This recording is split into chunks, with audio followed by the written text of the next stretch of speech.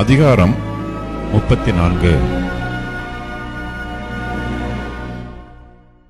பின்பு மோசே மோவாபின் சமனான வெளிகளிலிருந்து எரிகோவுக்கு எதிரான நேபோ மலையிலிருக்கும் பிஸ்காவின் கொடுமுடியில் ஏறினான்.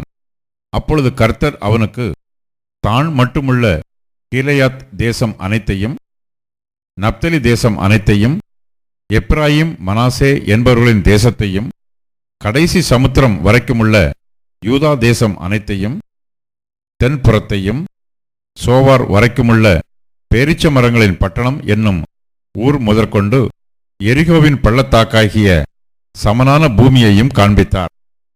அப்பொழுது கர்த்தர் அவனை நோக்கி, நான் உங்கள் சந்ததிக்கு கொடுப்பேன் என்று ஆபிரகாமுக்கும் ஈசாக்குக்கும் யாக்கோபுக்கும் ஆணையிட்ட தேசம் இதுதான்.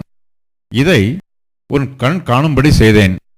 ஆனாலும் நீ அவ்விடத்திற்கு கடந்து போவதில்லை என்றார். அப்படியே கர்த்தரின் தாசனாகிய மோசே மோவாப் தேசமான அவ்விடத்திலே கர்த்தருடைய வார்த்தையின்படியே மரித்தான்.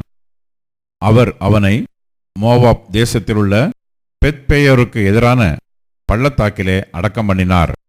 இந்நாள் வரைக்கும் ஒருவனும் அவன் பிரேத குழியை அறியான்.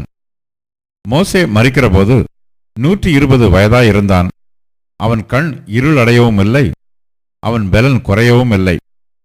இஸ்ரவேல் புத்திரர் மோவாபின் சமனான வெளிகளில் மோசேக்காக 30 நாள் அழுது கொண்டிருந்தார்கள். மோசேக்காக அழுது துக்கம் கொண்டாடின நாட்கள் முடிந்தது. மோசே நூனின் குமாரனாகிய யோசுவாவின் மேல் தன் கைகளை வைத்தபடியினால் அவன் ஞானத்தின் ஆவியினால் நிறையப்பட்டான். இஸ்ரவேல் புத்திரர் அவனுக்கு கீழ்ப்படிந்து கர்த்தர் மோசேக்கு கட்டளிட்டபடியே செய்தார்கள். மோசே எகிப்து தேசத்திலே பார்வோனுக்கும் அவனுடைய எல்லா ஊழியக்காரருக்கும் அவனுடைய தேசம் அனைத்திற்கும் செய்யும்படி கர்த்தர் அவனை அனுப்பி செய்வித்த சகல அடையாளங்களையும் அற்புதங்களையும், அவன் இஸ்ரவேலர் எல்லாருக்கும் பிரத்யட்சமாய் செய்த சகல வல்லமையான கிரியைகளையும் மகா பயங்கரமான செய்கைகளையும் பார்த்தால், கர்த்தரை முகமுகமாய் அறிந்த மோசேயைப் போல ஒரு தீர்க்கதரிசியும் இஸ்ரவேலில் அப்புறம் எழும்பினதில்லை என்று விளங்கும்.